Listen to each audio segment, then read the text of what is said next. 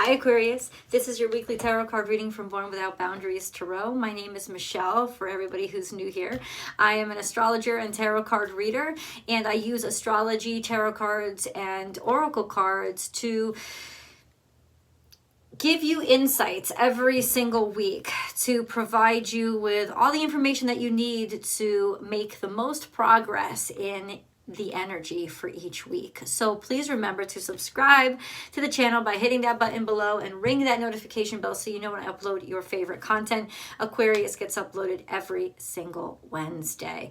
I have a second YouTube channel called Astrology Motivation. I'd love for you to join me over there. I do daily general tarot card readings with live chat, so it's a really fun interactive time, as well as I upload pick-a-cards over there, so I'd love to share those with you. Also, if you want live chats where I answer tarot card readings for you, as well as full access to all the extended readings and other bonus content that nobody else gets to see, and a slew of other goodies, join the Unbound membership or consider the Harmony membership. I have channel memberships now, and I'd love for you to join. I'd love to see you on those live chats. So let's get to the astrology first, Aquarius, and then we're going to get into the tarot cards. It's a really beautiful time. I gotta say, your first house is filled with Saturn, Mars, and Venus. And Mars and Venus are still conjunct.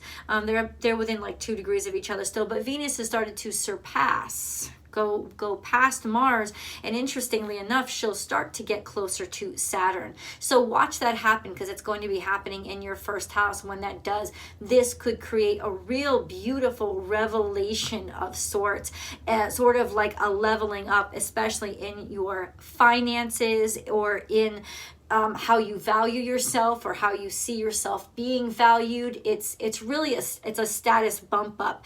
Right now, Saturn is trying square both north and south nodes, and this is a real like revelation period.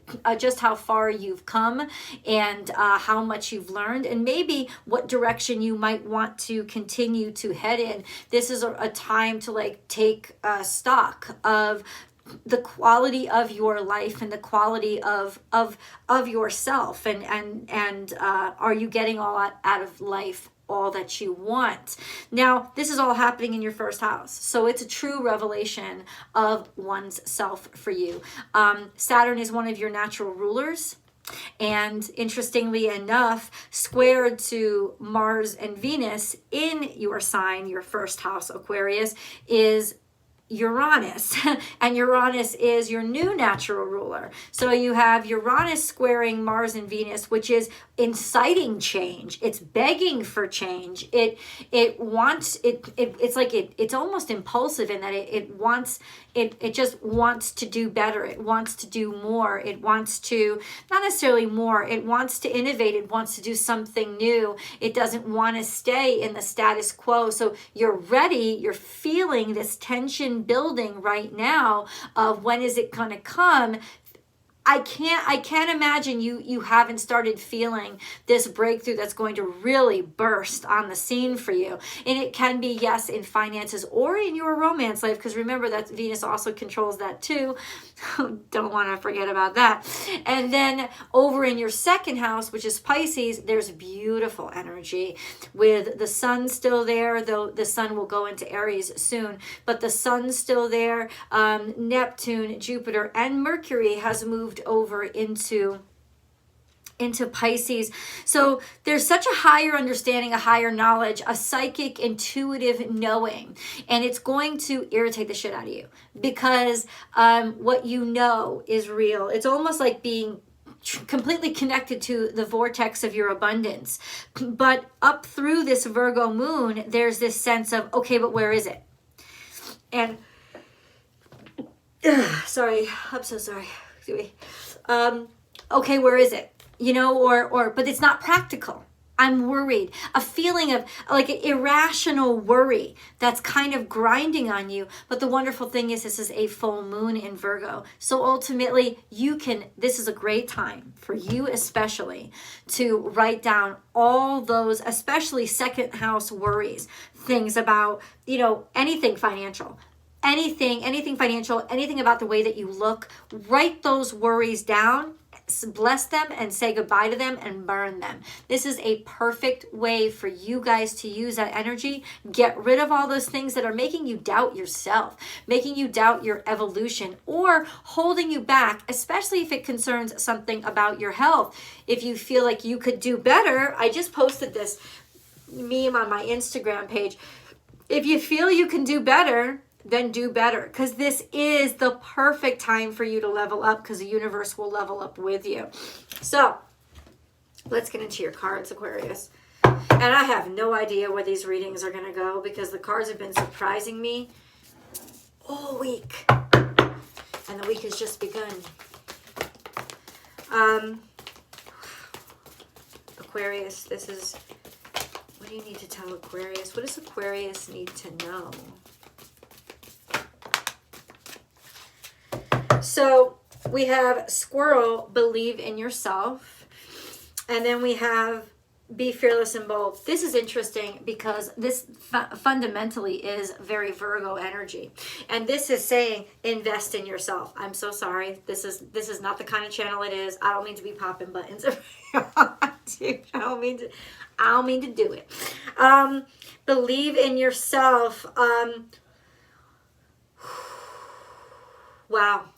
It just all of a sudden hit home, because as corny as it sounds, this is the mentality for this week, is believe in yourself and know that you're worth the investment. And it's not about radical spending. It is about serious investment of the self, of who you are, of where you want to go, where you want to be. This is a really, if there is tension, and I assume, especially around the moon, there is going to be some tension that it's going to need to be released. It's a perfect time to release any kind of tension where, maybe you just weren't really nurturing or grooming those finances, or taking care of money the way that you should have, or any kind of worry around your job or the day-to-day. This is time to send it out. It's time for it to burst, and it's time for it to be released. Believe in yourself and keep going. I've said it a time and time again. Whatever house this is showing up in, for everybody this week, I have said it. This is the week where you feel like you're moving backwards when you're still moving forwards. You feel like nothing is getting done. I don't know why. I do know why. It's probably because of the grind that Uranus is having on Venus and Mars. This sense of it just can't happen quick enough. And it also feels with Saturn and the nodes, it's like you're being backed into a corner. You're being put under pressure to see how far you've come. Are you going to react the same old way? Can I get you to give up? I guess you didn't want it that bad. And if you give up, it's accepting that I didn't want it that bad. It's liberating yourself and letting yourself be freed of stuff that you didn't actually want that bad, so that you can go put your attention to stuff, and it'll be very clear what you do want badly. So ultimately, this is a time where choices will become very clear, but you'll make them. You'll make the right ones. The universe is guiding you to make the right ones, but ultimately you'll feel like it's just not enough. There's such like a pull, right? An opposition between what you feel and who you really are. Like this feeling of just being so consumed with worry and not really firm or strong or confident in what you are. But ultimately, things are going well. Things are going so much better than you're giving yourself credit for. In other words, peace is here. That's balance coming in. It's also blessings coming in. Blessings in the way God would bless you. So protecting you, guiding you, reaching you, connecting with you. You know what that means? This is a really good time to pray. it's not the most glamorous reading, but I feel like it's an important one, Aquarius, because this is just a really good time to talk directly to God and plant those seeds and say, this is the way I imagine my life, God. I mean, we legitimately sit down and have this conversation, especially around the full moon, because there's so much active in your first house.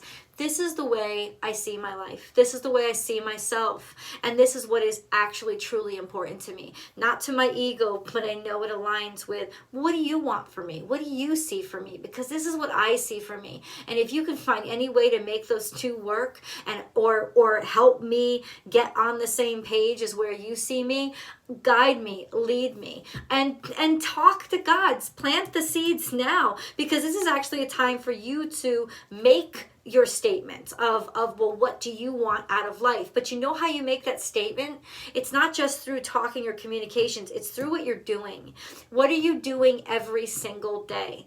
How are you committing yourself to something every single day? The power of that practical application is such a sign of faith, Aquarius. Faith in this will get me somewhere, even if I don't see it at first. We don't yell at the seed when we plant it and don't see it anymore, right? We have faith that it's going to root first and then it will come up, as long as we provide it with the nutrients that it needs. So that's essentially what you're doing for the you want to be right now. You're providing it with the nutrients that it needs, and you're not yelling at it, and you're trying to have faith in it. You're trying to be patient with it, because there's such a statement of faith behind every day you spend working on something. Faith that this is going to grow, faith that it's going to work, and it really is, and you're going to turn a tide and start to see how that is truly paying off for you. Then we have be fearless and bold. This is coming out in the past. So I feel like you've already planted something and you're going to start seeing that sprout. Spring is coming. This is the time to start seeing the sprouts, right? We've planted those seeds. We've worked really hard. And this is going to come in something financial that you've been working on, and something about yourself. About your own personal growth that you have been working on, that you have been innovating, doing something maybe to your body, maybe to your health, right? Those are these great things to be working on right now with Saturn and Venus and Mars all in your first house. It's a great time to be sort of reinventing you, reinventing how you look, so, aligned with health, not just in terms of glamour, realigned with like how you see yourself, and do you see yourself in the way that everybody else, like, are you projecting the image? Are you projecting who you want to be seen as? Does the you inside reflect the you on the outside? And if it doesn't, filling in that gap, right? This is a great time, and it seems like you have been, and ultimately there is sort of a blessing coming in the way of illumination, in the way of aha, all of a sudden I realize either how far I've come or exactly what I've got to do. So the blessing is in the form of understanding, of realizing, right? And I do think prayer has a lot to do with it. So let's get a little bit deeper into these cards, Aquarius.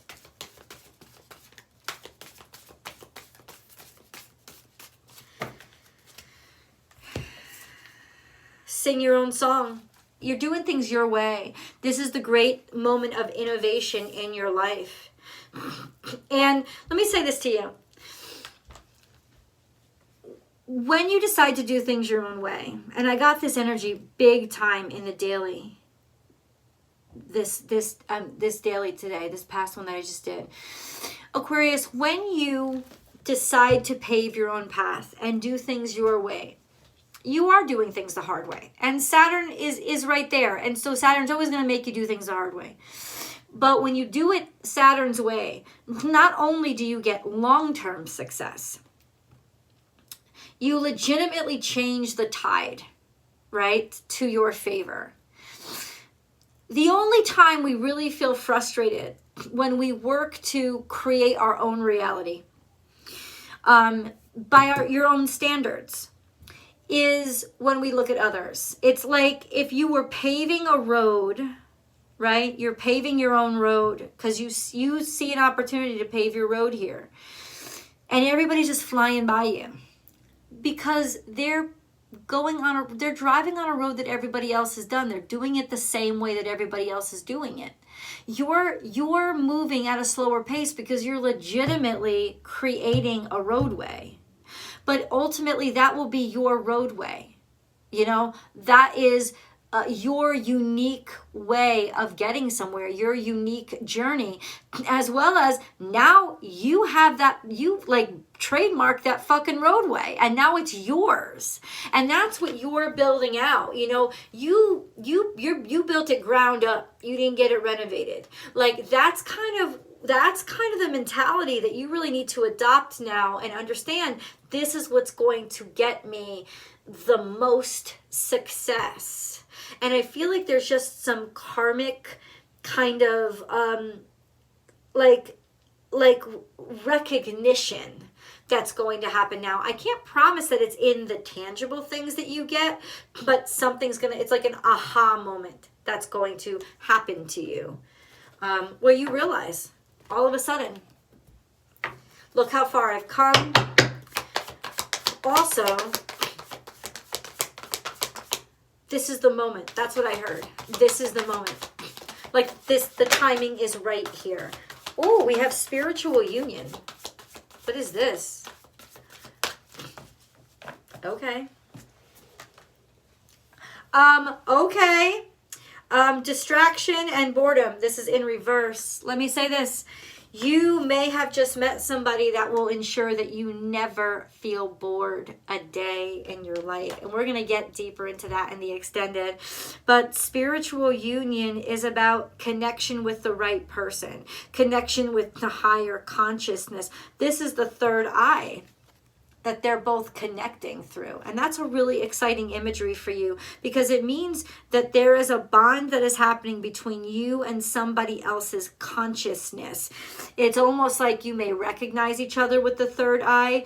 It's not about looking in these eyes at all. It's about their intelligence. It's about how they open up your perspective and they make you actually see in a different way, see a different perspective. This is a promising new relationship.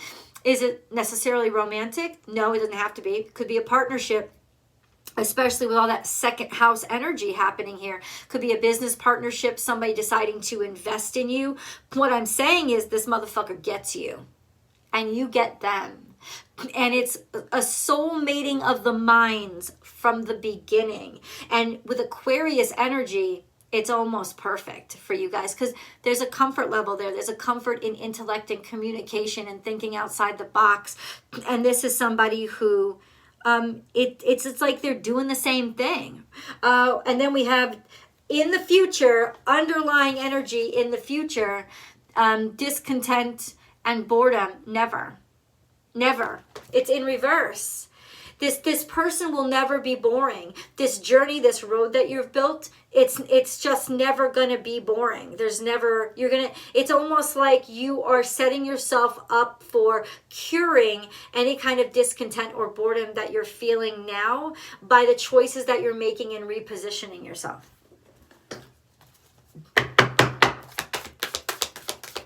Aquarius. Yeah, this is up. Communication is key. And you know what I just heard in my head? It's not communication is key. We have to talk to each other all the time. Communication is key as in it's the key that you'll know.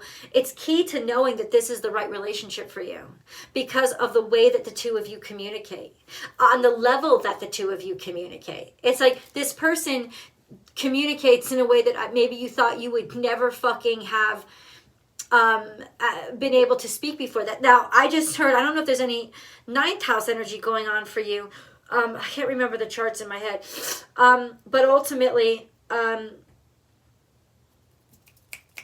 what I want to say, it could be that you're speaking a language that you never thought you'd speak, like an actual language that you never thought you'd speak. But more or less, I think this is, like I said, the conversation of the minds. This person is interesting. This person is unique.